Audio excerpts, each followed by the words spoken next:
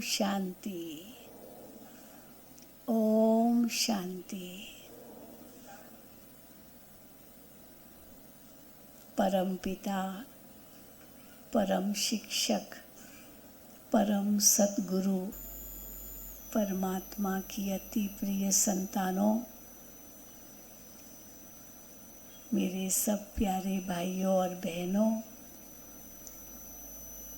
आज अटलादरा सेवा केंद्र पर आकर और आप सभी बड़ौदा शहर के गणमान्य भाई बहनों से मिलकर अत्यंत हर्ष हुआ है। आप एक सुंदर विषय पर कुछ महत्वपूर्ण बातें सुनने के लिए आए हैं। आज का विषय है ट्रांसफॉर्म अनसर्टेनिटी इनटू अपॉर्चुनिटी। कैसे हम जो आज अनिश्चितता का वातावरण है उनको बदल कर हम कैसे अवसर लाएं, अर्थात अनिश्चितता जो आज वातावरण में फैली हुई है उसके बीच में रहते हुए भी हम निश्चिंत भी रहें और उसको हम एक अवसर के रूप में भी परिवर्तित करें। तो वैसे भी एक कहावत है, कहते हैं नर चाहत कुछ और एक ही और भई। इंग्लिश में कहते हैं man proposes and God disposes. क्योंकि मनुष्यों के अंदर तो बहुत इच्छाएं हैं, बड़े महत्वाकांक्षी है, बहुत एक्सपेक्टेशंस है, उम्मीदें हैं, बहुत कुछ करना चाहते हैं, लेकिन हम सब वो कहाँ तक कर पाते हैं।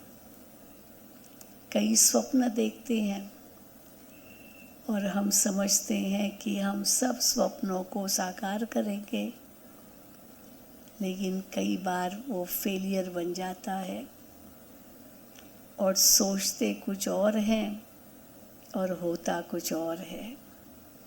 प्लान्स तो बहुत बनाते हैं, कितनी योजनाएं बनाते हैं, हवाई किले भी बांधते हैं, ये करेंगे वो करेंगे वो करेंगे, ऐसे करेंगे वैसे करेंगे, और जब करने का मौका आता है तो हम कुछ भी कर नहीं पाते हैं।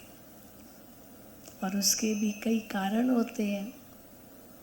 एक तो इतनी अपनी अंदर ही क्षमता नहीं है, फिर दूसरा चलो अपनी अंदर क्षमता हो भी तो भी लोग धोखा देते हैं।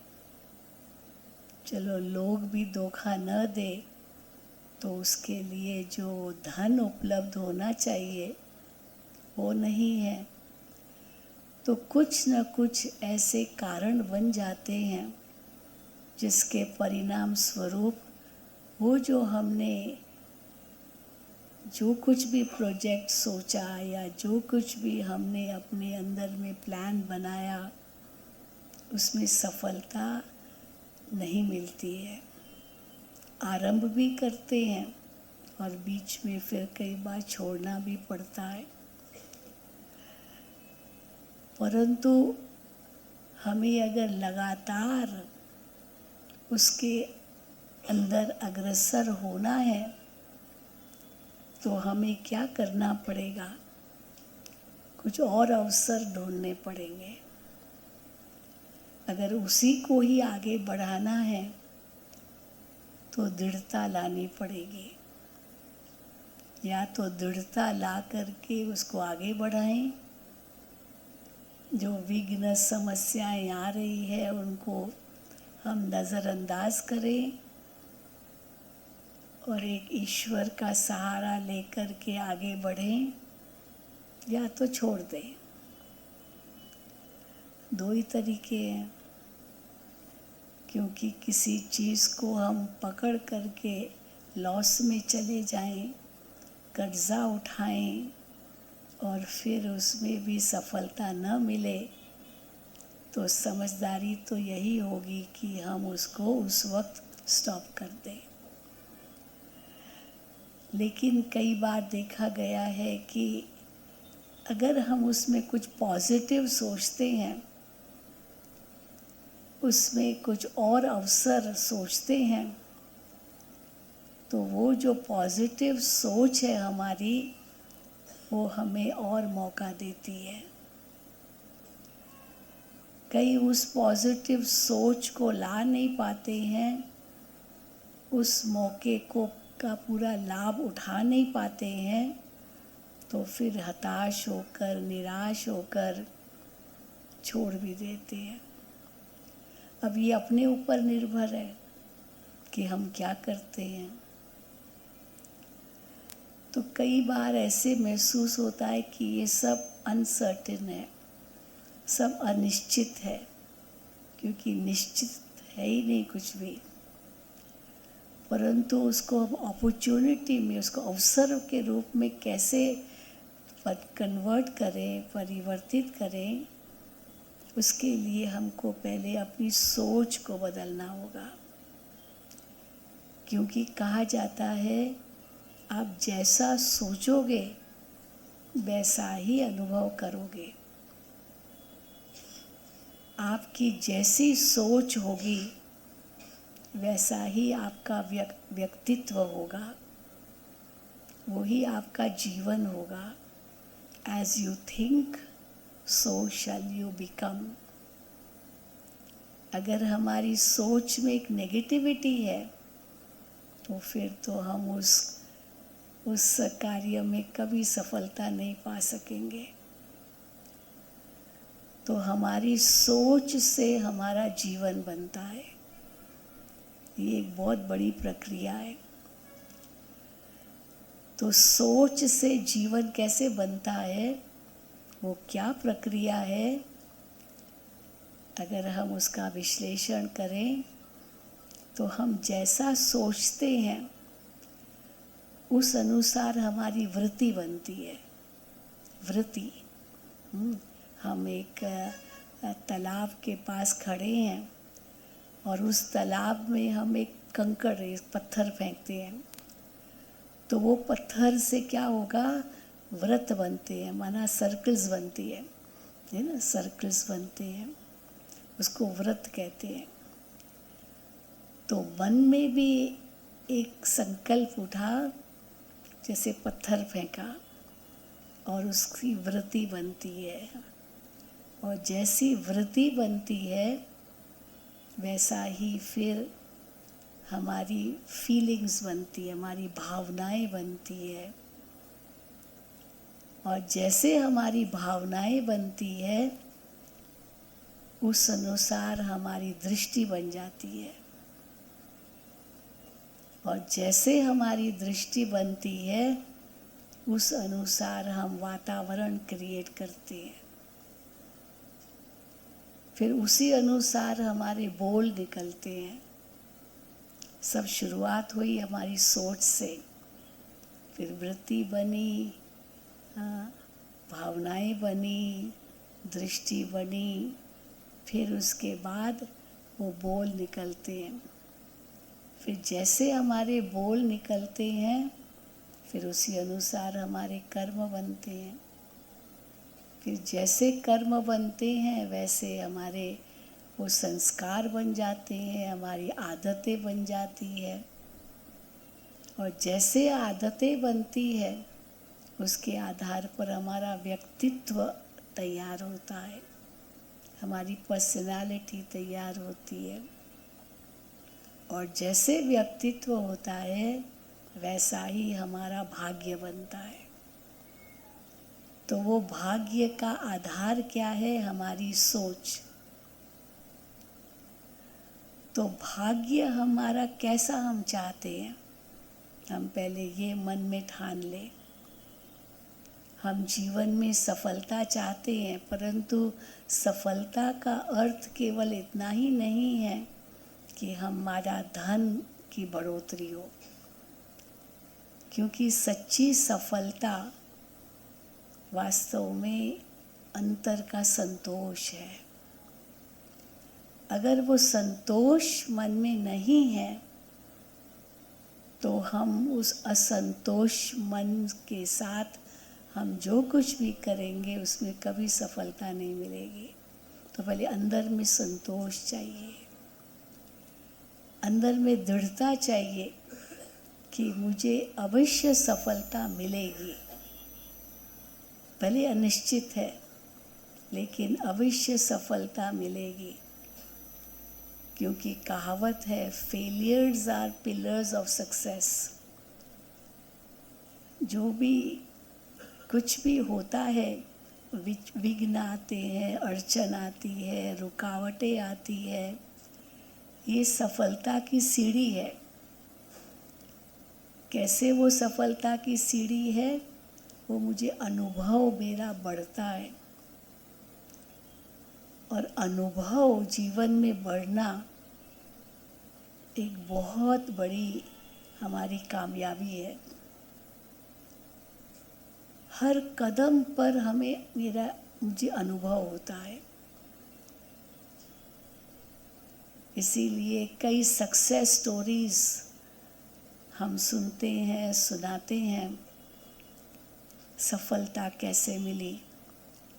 तो उन सक्सेस स्टोरीज में हम सुनते हैं कैसे पहले बिल्कुल असफल हुआ लेकिन उसने हिम्मत नहीं हारी। कितनी कहानियाँ हैं, कितने लोगों की कहानियाँ हैं।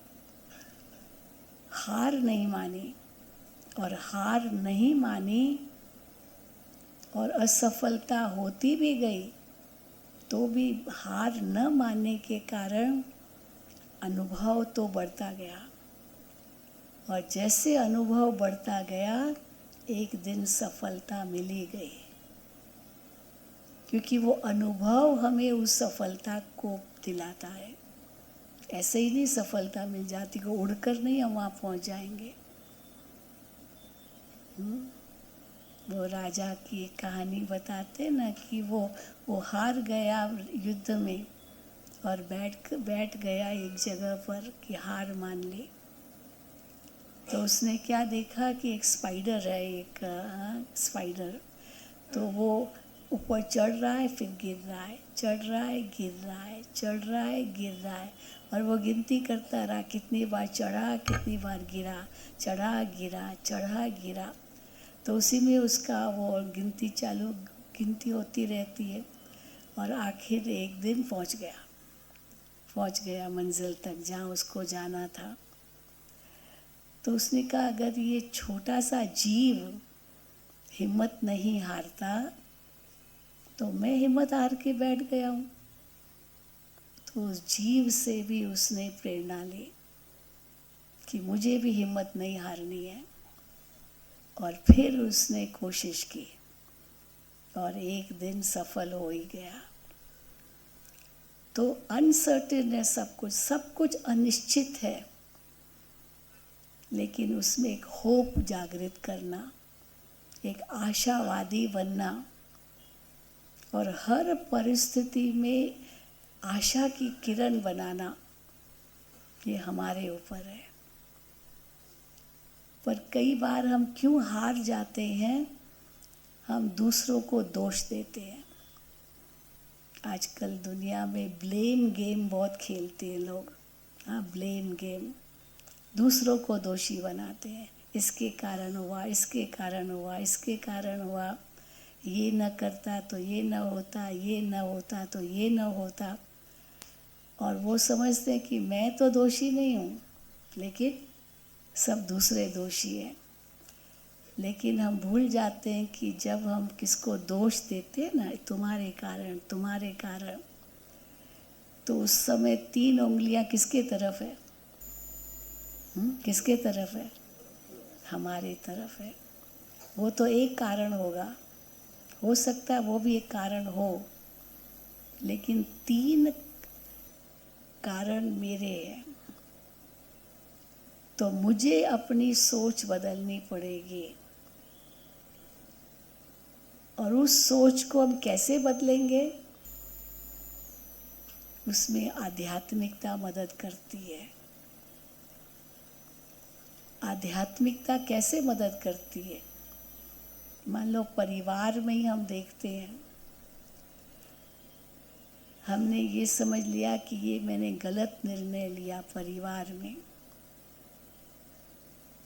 किसी व्यक्ति का जो संस्कार है वो हमारे साथ मैच नहीं होता है। उनके विचार अलग है, मेरे विचार अलग है। अब सबके विचार अलग अलग होते हैं। हम तो आध्यात्मिक रूप में यही कहते हैं, हर एक आत्मा है और हर आत्मा न्यारी है। हर आत्मा की सोच अपनी है, उसका भी सब कुछ अलग है। जैसे एक नाटक में एक्टर्स होते हैं, तो उस नाटकशाला में हर एक एक्टर का अपना अपना रोल होता है और हर एक अपने अपने रोल अनुसार वो अपना पार्ट बजाता है। तो कहेंगे एक न मिले दूसरे से, एक का रोल न मिले दूसरे के रोल से, है ना। कई बार होता है वो आइडेंटिकल होते हैं, एक ही व्यक्ति दो रोल बजाता है वो एक ही व्यक्ति पर दो रोल बजाता है। या चलो दो व्यक्ति एक रोल बजाने की कोशिश करते हैं तो वो कभी नहीं एक रोल बजा सकेंगे। और एक व्यक्ति अगर दो रोल बजाएगा तो भी कहीं दूसरे का प्रभाव पहले वाले रोल में आ जाएगा कहीं ना कहीं। तो हर एक व्यक्ति इंडिविजुअल है, इसीलिए हमें हर एक के सोच को भी रिस्पेक्ट देना है। ऐसे भी नहीं कहना है कि मैं ही सही हूँ, मैं ही सही हूँ और सब गलत है। क्योंकि ये भी अगर मैंने अपनी मेंटालिटी बना दी कि मैं ही सही हूँ बाकी सब गलत है, तो कभी भी हमें सहयोग नहीं मिलेगा। तो सबके विचारों को भी लेना होगा, क्योंकि सबको रिस्पेक्ट करना होगा। तो रिस्पेक्ट बहुत ऊंची चीज़ है। हम अगर रिस्पेक्ट देंगे तो दूसरे रिस्पेक्ट देंगे, हम ही नहीं देंगे तो वो क्यों देंगे। और जब रिस्पेक्ट हम नहीं देते हैं, अपनी मत चलाते हैं, तो वो भी अपनी मत चलाएंगे। इसलिए सबसे पहले रिस्पेक्ट देना है। पर मान लो हम कितना भी रिस्पेक्ट देते तो भी कोई परिवर्तन उसमें नहीं आता है, तो फिर हमें क्या करना होगा? टॉलरेट करना पड़ेगा, हमको उसमें सहन करना पड़ेगा। चलो इनकी बात भी हम मान लेते हैं। तो सहन करना भी एक बहुत बड़ी शक्ति है। ये भी एक बहुत बड़ा टॉपिक है, सहन शक्ति। पर चलो कोई कहे सहन भी नहीं कर सकते हैं, आई कांट टॉलरेट, नहीं सहन कर सकता हूँ, तो फिर एक ऑप्शन है एक्सेप्टेड, वही है, वो ऐसा ही रहना। आजकल हम परिवारों में देखते हैं डाइवोर्स केसेस क्यों इतने बढ़ते जा रहे हैं। अगर एक दो को रिस्पेक्ट करें तो क्यों ये डाइवोर्स केसेस होंगे। ये स्वीकार करें कि हर एक का अपना अपना विचार है, कोई बात नहीं, हम उनके विचार को स्वीकार किया, वो हमारे विचार को करेगा, हम नहीं करेंगे, वो ही करे। वो कहेगा मैं भी क्यों करूं। घरों में झगड़े क्यों होते हैं, परिवारों में इतनी अनबन क्यों हो जाती है, क्यों इतनी ये परिवार टूटते हैं। जंगलों में आग कैसे लगती है, जंगलों में आग कैसे लगती है, सूखे होते हैं, बारिश नहीं पड़ी तो जो कई झाड़ हैं ना, जो बैम्बूज होते हैं, तो वो सूखे होते हैं, और जैसे हवा का झोंका आया, आपस में टकराया, फ्रिक्शन पैदा होती है और आग निकलती है। कोई आग लगाता भी नहीं है, लेकिन आग लग जाती है। तो इसीलिए फ्रिक्शन पैदा न हो उसके लिए दोनों एक दो को रिस्पेक्ट देवे, वो उसकी बात स्वीकार करे, वो उसकी बात स्वीकार करे। इसलिए हिंदी में एक कहावत है, एक ने कहा दूसरे ने माना, तो दोनों आत्मज्ञानी हैं। ऐसे नहीं जिसने कहा वही आत्मज्ञानी है और दूसरा नहीं है, पर उसने माना, स्वीकार किया, वो भी आत्मज्ञानी है। तो आत्मज्ञानी जो होगा वो सबको रिस्पेक्ट देगा। तो कैसे हम एक दो को रिस्पेक्ट दें, नहीं तो टॉलरेट करें, उनको सहन करें, ये समझकर कि उसका अपना संस्कार है, कोई बात नहीं, मुझे एडजस्ट करना है, एडजस्ट करना है। दुनिया में हम देखते हैं कैसे एडजस्टमेंट एक बहुत ज़रूरी चीज़ है। नदी अपना रास्ता लेती पर पहाड़ आ गया, कैसे एडजस्ट कर लेती है। सागर के अंदर कितनी चीज़ें डालते हैं, पर सागर के अंदर ये विशेषता होती है कि जो बेकार चीज़ है उसको किनारे फेंक देगा और जो काम की चीज़ है उसको अपने अंदर समा लेगा। लेकिन सागर कभी भी वो गंदा नहीं होता, उसका स्तर गंदा नहीं होता है। या तो किनारे फेंक देगा या तो अपने अंदर ले लेगा। और सागर साफ का साफ, क्योंकि उसमें समाने की शक्ति है। तो चलो किसमें कोई कमज़ोरी है, कमी है, हम उसको स्वीकार भी करें, फिर उसकी कमी कमज़ोरी को अपने अंदर समा लें, वर्णन न करें, क्योंकि वर्णन करते हैं तो वातावरण बिगड़ता है। तो इसीलिए उसको समाना पड़ता है, एडजस्ट करना पड़ता है, अकोमोडेट करना पड़ता है, और नहीं तो एक्सेप्ट तो करना ही पड़ता है। अगर इसको एक्सेप्ट नहीं किया, दूसरा लेंगे तो वो इनसे और बदतर हो सकता है। हम कई बार सुनते हैं ना, अब शादी तो हुई और शादी में पत्नी तो आई घर में, लेकिन संस्कार मैच नहीं होते हैं। चलो बच्चे भी हो गए, परिवार भी हो गया, और बच्चे हैं तो भी तलाक दे दिया और दूसरी पत्नी ली। अब दूसरी पत्नी तो उससे भी गई गुजरी हाँ, उससे भी गई गुजरी। फिर क्या सोचते, वो पहली पत्नी अच्छी थी। ऐसे बहुत कुछ सुनते हैं। तो परमात्मा हमें कहते हैं कि हर एक का पार्ट निश्चित है, बस उसको एक्सेप्ट करो। और एक्सेप्ट जैसे किया, हम समझते हमारी बुद्धि बदल जाती है। हम उस शांति के मन से सुनते हैं, समझते हैं और फिर व्यवहार करते हैं। जिसकी जैसी विशेषता उस अनुसार उसको कार्य देते हैं। आप हमारे इस ईश्वरीय विश्वविद्यालय में देखेंगे कैसे हम लोग एक दो को एडजस्ट करते हैं। कई कहते इतनी बहनें यहाँ रहती है, कैसे ये संस्था आपकी इतनी आगे बढ़ती जा रही है।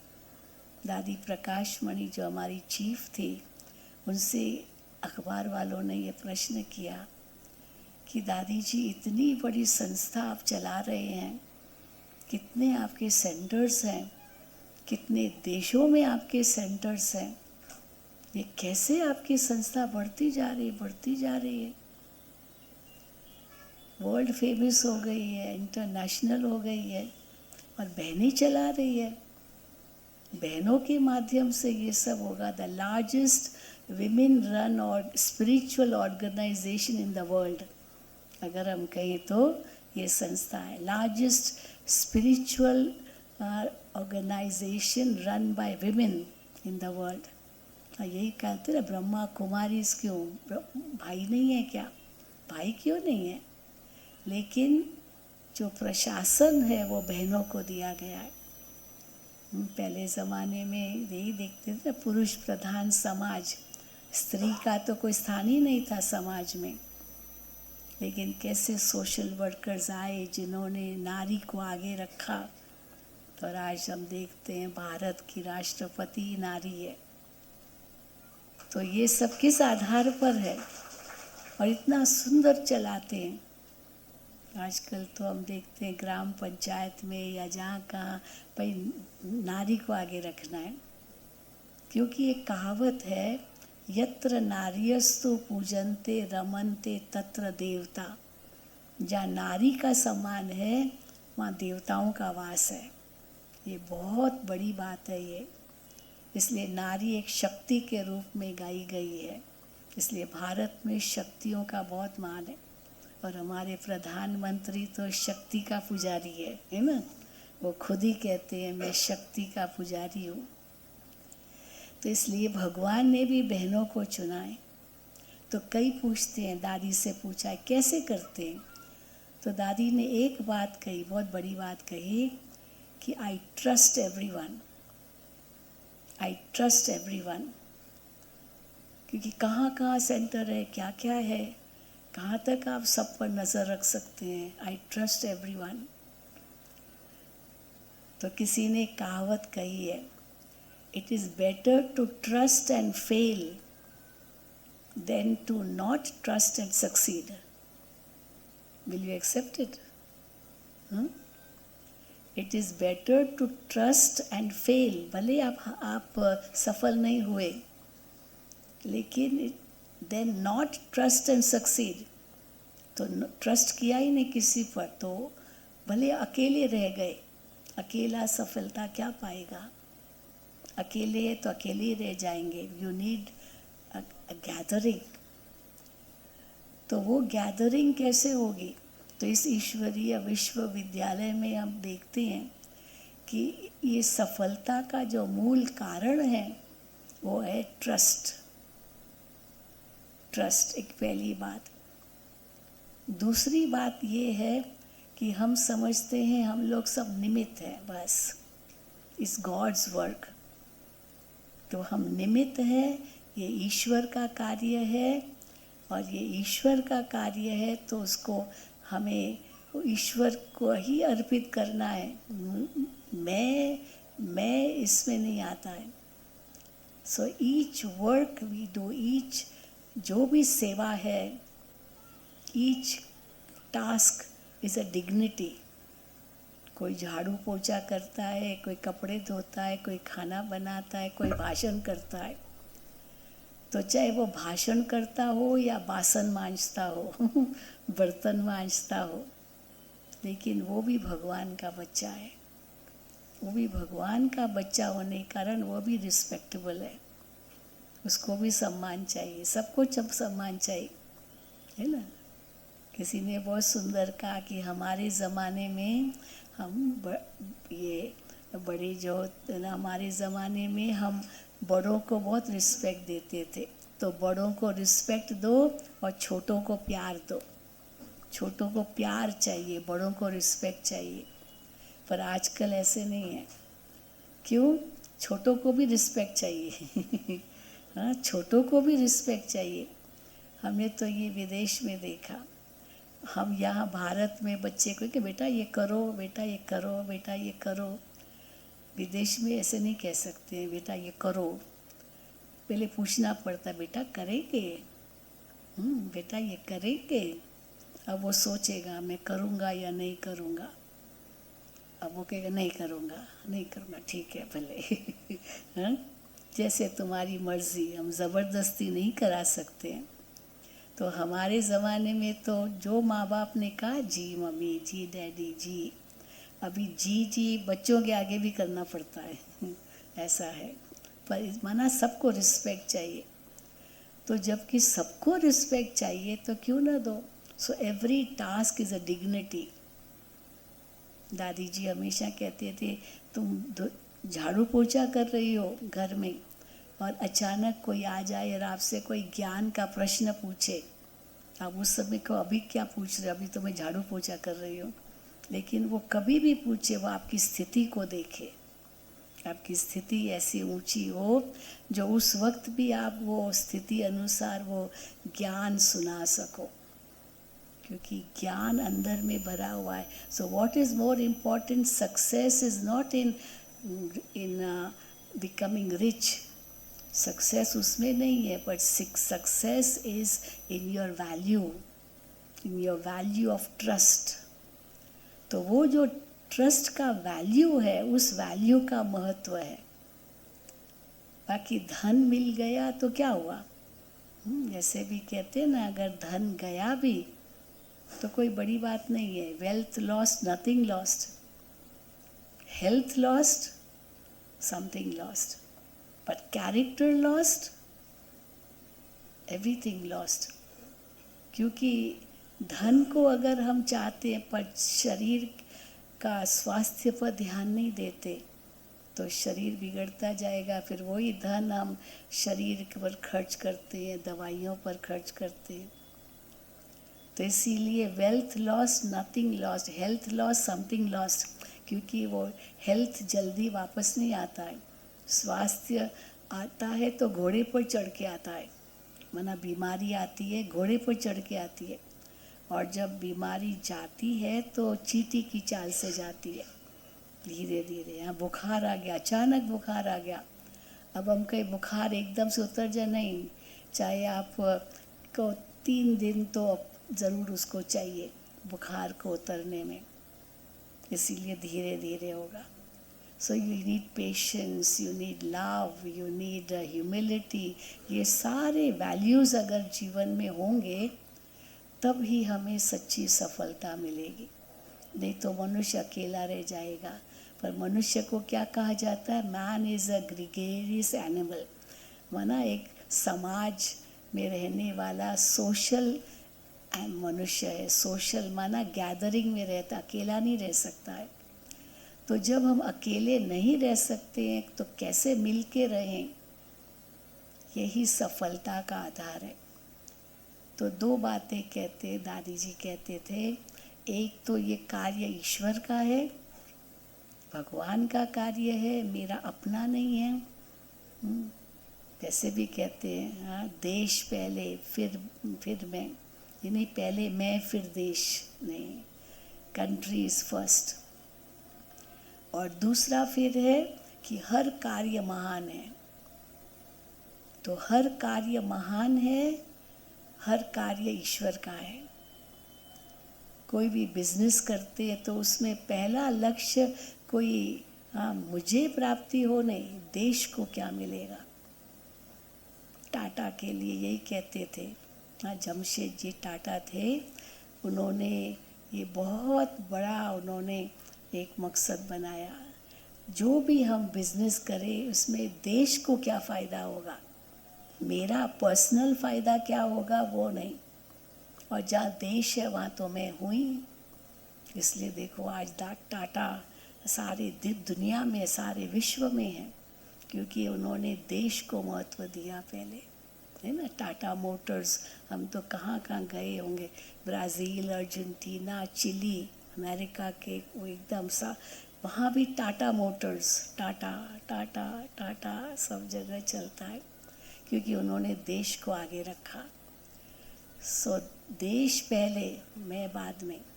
तो सफलता का आधार क्या है? पहले सेल्फ सेंट्रल नहीं होना है।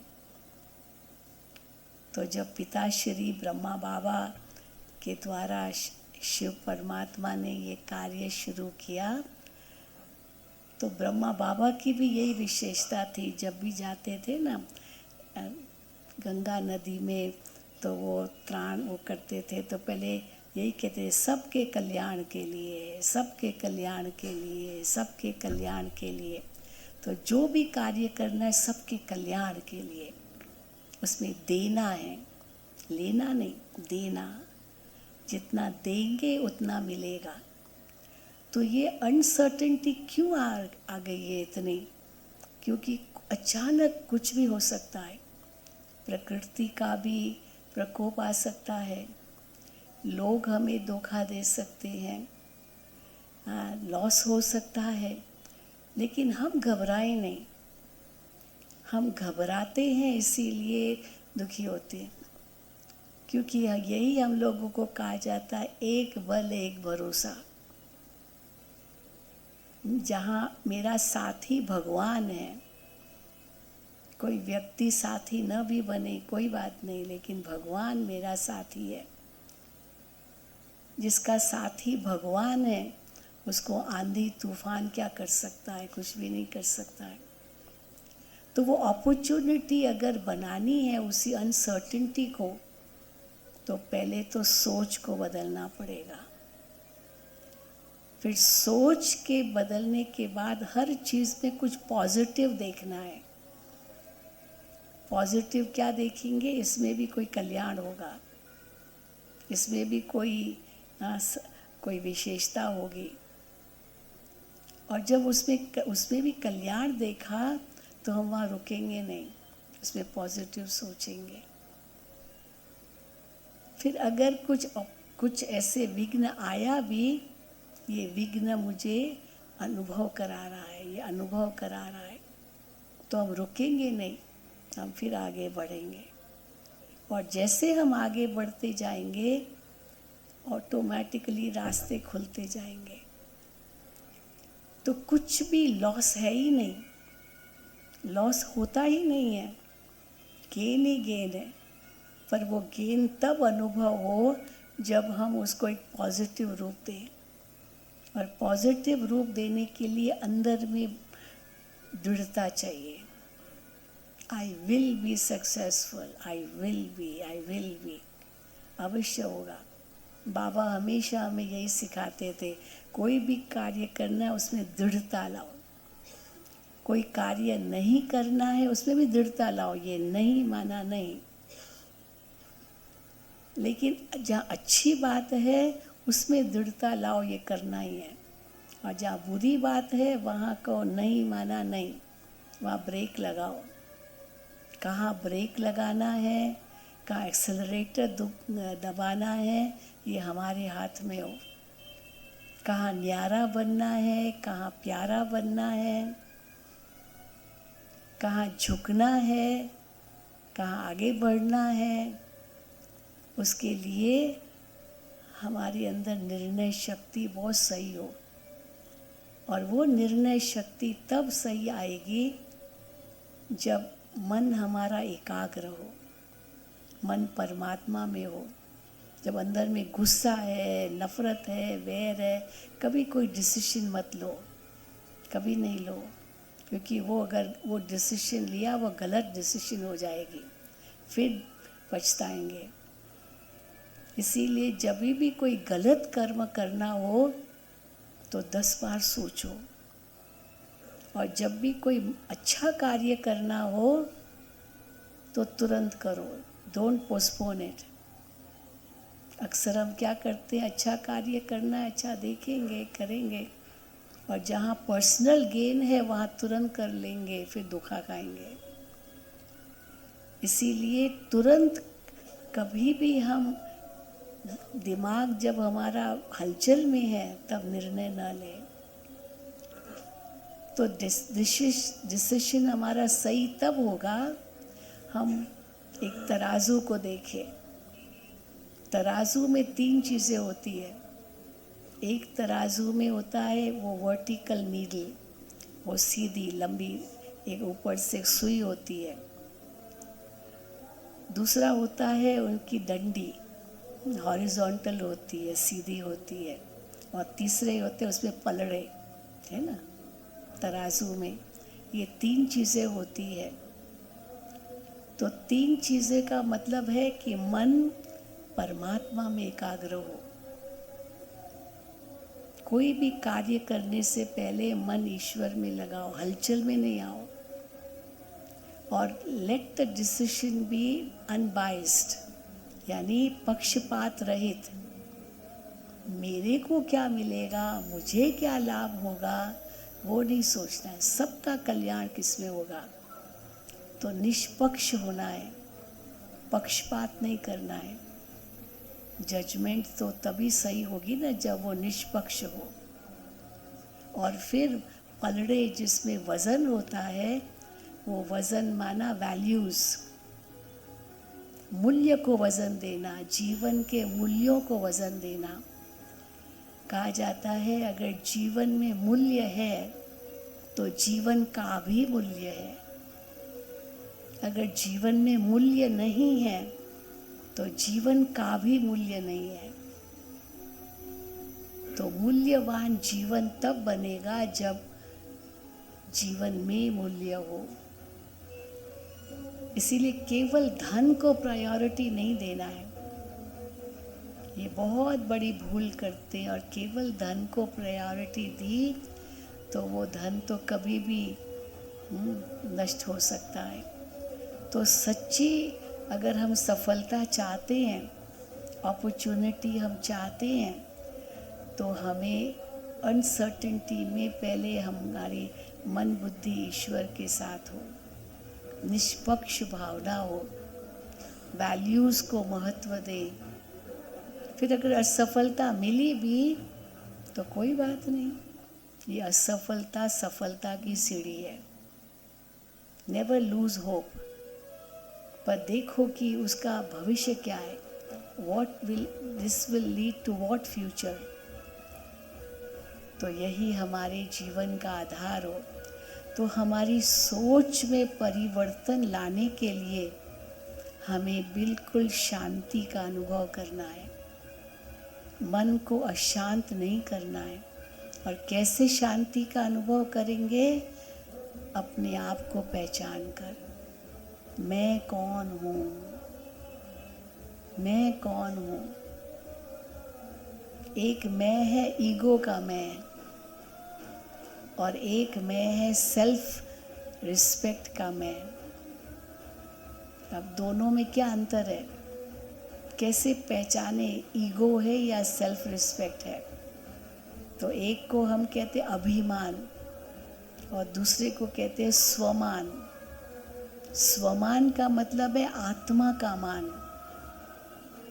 और देह का अभिमान जो होता है वो देह का मैंपन है, ईगो। और ईगो को इंग्लिश में कहते हैं एजिंग गॉड आउट। आपने भगवान को अपने उसमें से हटा दिया। तो अगर भगवान को हटा दिया, केवल मैं आ गया, वो मैं एक दिन गिराएगा, अवश्य गिराएगा। इसलिए मैं को ईगो के रूप में नहीं, लेकिन स्वमान के रूप में लो। अब स्वमान के रूप में कैसे लेंगे? जब हर कार्य करते समय आत्मा का मान किसमें है? देह का मान उसमें है नहीं, आत्मा का मान किसमें है? तो स्पिरिचुअलिटी में हमें वो आत्मा का मान मिलता है, क्योंकि हर आत्मा अपने मूल स्वभाव में शांत स्वरूप है। ये आत्मा का मान है। हर आत्मा अपने मूल स्वरूप में प्रेम स्वरूप है। ये आत्मा का मान है। तो जहाँ शांति है, प्रेम है, वहाँ आत्मा का मान है। और जहाँ अशांति और नफरत है, वो देह का अभिमान है। तो इसीलिए मुझे वही कर्म करना है जिससे शांति हो, मुझे वही कर्म करना है जिससे प्रेम बढ़े। अब वो कर्म कैसे होगा? जब उस आत्मिक स्थिति में करेंगे। और कोई भी कार्य करने से पहले एक न्यारी स्थिति बनाओ। न्यारी बन के प्यारे बनो, प्यारे बन के न्यारे नहीं। तो ये एक बैलेंस जीवन में हो। तो वो बैलेंस जीवन में कैसे लाएंगे? जब हम मेडिटेशन के साथ हर कार्य करेंगे। तो हमने देखा है कि जब वो मेडिटेशन की स्थिति में करते, सारे वैल्यूज़ आते हैं। और वो वैल्यूज़ आने से हम कोई नीचे नहीं हो जाते हैं। कोई झुकता है तो वो झुकना कोई नीचे नहीं होना है, लेकिन सबको झुकाने के निमित्त बनता है। और जब हम झुके और झुकाने के निमित्त बने तो सफलता हमारे कदम चूमती है।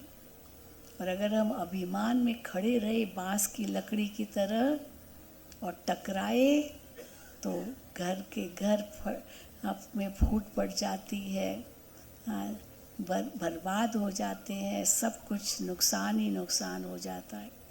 तो सच्ची सफलता किसमें है? वो अनसर्टेनिटी को हम दोष नहीं देते हैं, लेकिन उससे शिक्षा ले ली, प्रेरणा ले ली, खुद को बदल दिया और देखो हम झुके तो सब अपने आप झुकेंगे। हमने सुख दिया, अपने आप सुख मिलेगा। सुख की डिमांड न करें, ये कर्म की गुह्य गति है। ये आप जो दोगे वही आपको रिटर्न में मिलेगा। इसलिए आप वही दो जो आप दूसरों से चाहते हो। बस ये बहुत बड़ी शिक्षा हमें मिलती है और उस शिक्षा के आधार से हम महसूस करते कैसे कदम कदम में सफलता है। तो वो अनसर्टेनिटी नहीं है, वो अनिश्चितता नहीं होती है, वो सफलता की सीढ़ी है। तो हम अभी थोड़ा उसका अनुभव करेंगे कैसे मन और बुद्धि को शांत करना है, हमारी सोच में परिवर्तन करना है। कैसे परिवर्तन करेंगे? खुद को अनुभव करके, मैं कौन?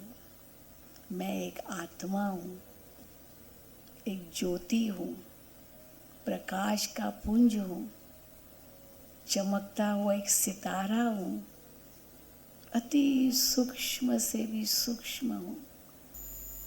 ये शरीर तो मेरा एक वस्त्र है, ये तो एक कॉस्ट्यूम है। कॉस्ट्यूम तो हम बदलते रहते हैं। कोई भी एक्टर होता है, उसकी आइडेंटिटी वही होती है, पर रोल अलग होते हैं। तो रोल अनुसार ड्रेस अलग होती है, लेकिन उसकी आइडेंटिटी तो नहीं बदलती है ना, उसकी जो वास्तविकता है वो तो नहीं बदलती है ना।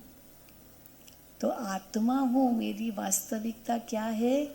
मैं शांत स्वरूप हूँ, मैं प्रेम स्वरूप हूँ, मैं आनंद स्वरूप हूँ, मैं शक्ति स्वरूप हूँ, मैं दया स्वरूप हूँ। जो जीवन में हम गुण चाहते हैं वो सब मेरे पास है। इसलिए ये गुणों को हम बाहर नहीं ढूंढ सकते। इसलिए कहते हैं values can not be taught, पर values are caught. They are caught, क्योंकि दूसरों से प्रेरणा लेते हैं। मान लीजिए मेरे अंदर बहुत शांति है और आप कहेंगे बहन जी आप में तो बहुत शांति है, अब मुझे भी थोड़ी शांति दे दो। अब मैं कैसे दूंगी शांति? कोई चीज़ है क्या? लो भाई हाथ में लो, शांति दो, या कोई दुकान से खरीद करके देंगे। लेकिन कैसे शांति देंगे? मैं उस शांत स्थिति में रहूं तो ऑटोमेटिकली जो मेरे से प्रेरणा मिलेगी वो आपको अपने आप शांत कर देगी। कहने की भी ज़रूरत नहीं है। हम कई बार स्कूलों में जाते हैं, अब टीचर्स का हम लोग प्रोग्राम करते हैं, स्कूल के, कॉलेज, यूनिवर्सिटी के भी जो प्रोफेसर्स हैं, तो अब बच्चों को स्कूल में पढ़ाते हैं तो बच्चे शोर करते हैं, तो टीचर क्या कहती है लकड़ी हाथ में, साइलेंस साइलेंस साइलेंस साइलेंस चिल्लाती है। अब बच्चे क्यों साइलेंट रहेंगे? टीचर ही चिल्ला रही है। तो हम कहते हैं कि कभी भी चिल्लाओ नहीं, कुछ भी बोलो नहीं, आप बस खड़े हो जाओ, खड़े हो जाओ और सब बच्चों को दृष्टि दो। धीरे धीरे आपकी साइलेंस जादू करेगी। कैसे जादू करेगी? वो भी साइलेंट हो जाएंगे। आपके संकल्प उनको साइलेंट करेंगे, बोलने की भी ज़रूरत नहीं है। और सचमुच हमने देखा इससे बहुत फ़ायदा होता है। किसी व्यक्ति को भी समझाना, हम जितना भी बोलेंगे वो समझेगा नहीं। Be silent. Silence is golden, speech is silver. वो बोल से नहीं समझेगा, आपकी साइलेंस से समझेगा। आपके गुस्से से नहीं समझेगा, आपके प्रेम से समझेगा। इसीलिए ट्राई द ऑपोजिट, तो आप देखेंगे आपके हर कदम में आपको सफलता मिलेगी और वो सफलता आपके पांव चूमेगी। तो इसीलिए सफलता चाहिए, धन चाहिए, वो चाहिए, ये सब ज़रूरत नहीं। पहले अपने आप को सुधारो। हम लोगों का यह नारा है, स्व परिवर्तन से विश्व परिवर्तन। विश्व को बदलने जा रहे हैं और खुद तो बदले नहीं हैं। तो जब तक स्व को नहीं बदला, स्वयं में वैल्यूज़ नहीं लाई, तब तक आप किसी को बदल नहीं सकते हो, किसी को भी नहीं। क्यों बदलेगा वो? पहले कहेंगे आप तो बदलो, आप तो बदलो। इसीलिए जब भी किसी को दोष देते हैं ना, तो याद रखो 3 उंगली मेरे पर है। मुझे अपने विचारों में को परिवर्तन करना होगा। उसका कोई गुण देखो, हर एक में कोई ना कोई गुण है। हो ही नहीं सकता कि किसी में कोई गुण ना हो ही नहीं सकता, क्योंकि भगवान की रचना है सब।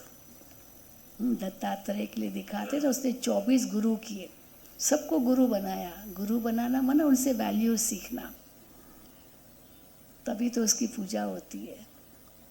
तो क्या हम भी ऐसे बन सकते हैं?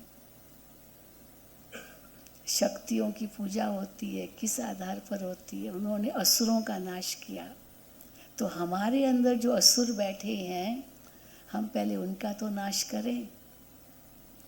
इसलिए दूसरों को शिक्षा देने से पहले खुद को शिक्षा दें, तब ये जीवन हमारा श्रेष्ठ बनेगा, तब सहयोगी बनेंगे सब, और जो भी हम कार्य का लक्ष्य रखते हैं उसमें सफलता मिलेगी। तो चलिए अभी थोड़ी देर के लिए हम इसका अभ्यास करेंगे। कोई भी कार्य करने से पहले हम 3 मिनट पहले साइलेंस में रहते हैं, और फिर लास्ट में भी साइलेंस में रहते हैं। तो वो साइलेंस में हमारी बुद्धि शुद्ध हो जाती है,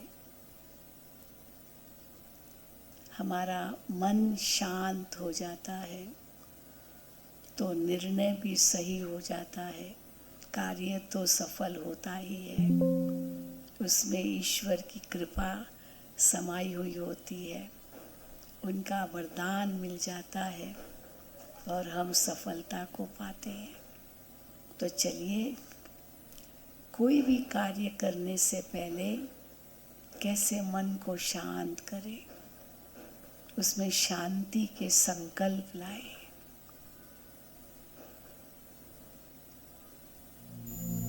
अपने आप से पूछिए, मैं कौन हूँ?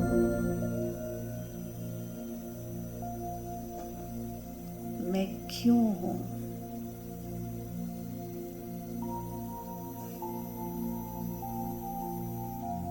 मैं कहाँ से हूँ? मुझे क्या करना है?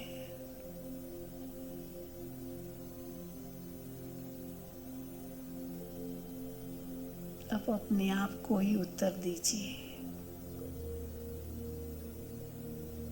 मैं एक आत्मा हूँ।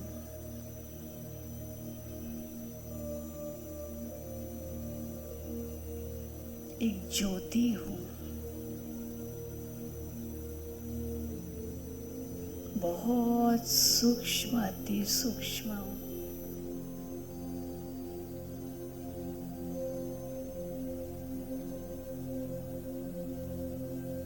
मैं शांत स्वरूप हूँ।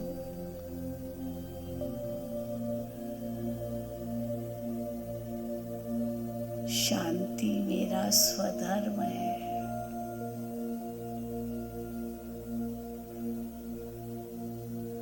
शांति मेरा मूल स्वभाव है।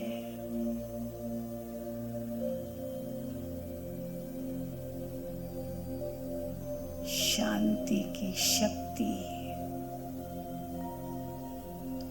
मेरे अंदर विद्यमान है।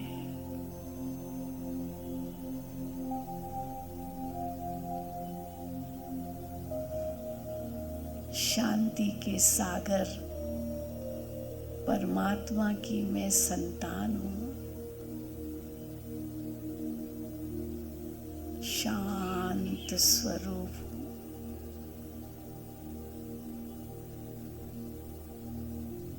महसूस कीजिए अपने भीतर शांति की शक्ति को।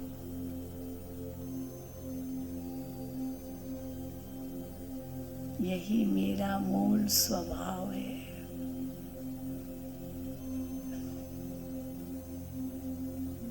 यही मेरा निज गुण है।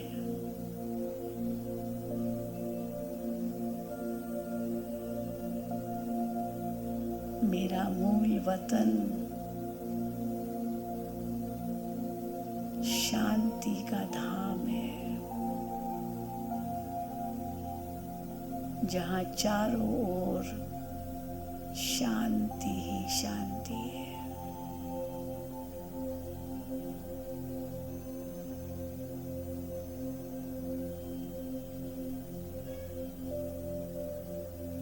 इसी शांत स्थिति में एक हल्कापन अनुभव करें।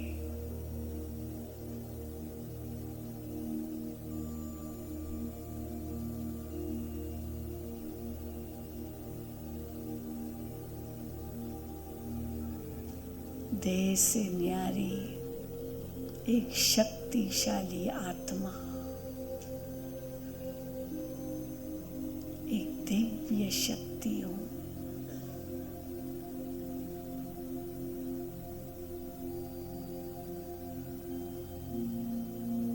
परमात्मा के सानिध्य में हूँ।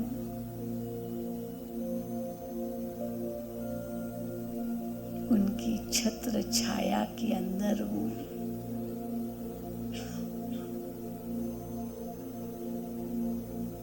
वो मेरा सच्चा रक्षक है।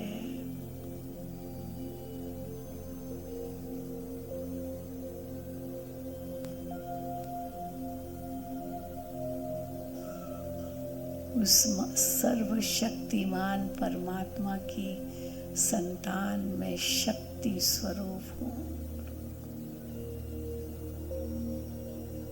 वो शक्ति को अपने अंदर भरते जाए और हल्के होते जाए।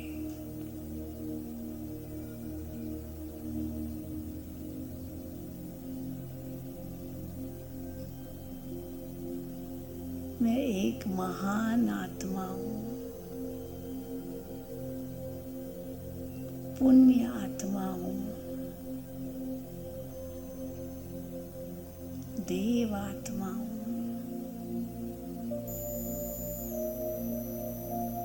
परमात्मा की दिव्य संतान हूँ।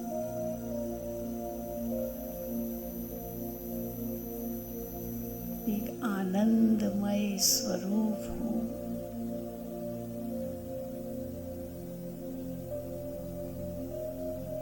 प्रकृति के सर्व आकर्षणों से परे एक दिव्य शक्ति हूँ।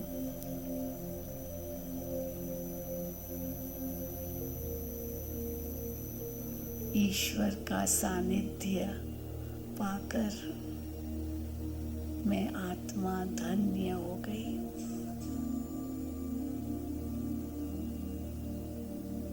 जो पाना था वो सब पा लिया। मैं संतुष्ट आत्मा हूँ।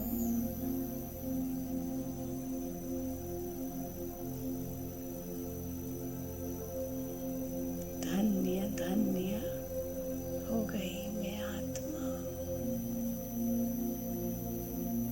और ईश्वर को भी धन्यवाद दे। आपने मुझे इतना सुंदर जीवन दिया। मेरे प्राण रक्षक हैं आप। और ईश्वर के प्रेम में खो जाए।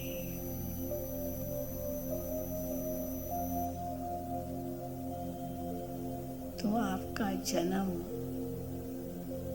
सफल होगा। ये जन्म तो सफल होगा ही, और जन्म जन्म सफल हो जाएंगे।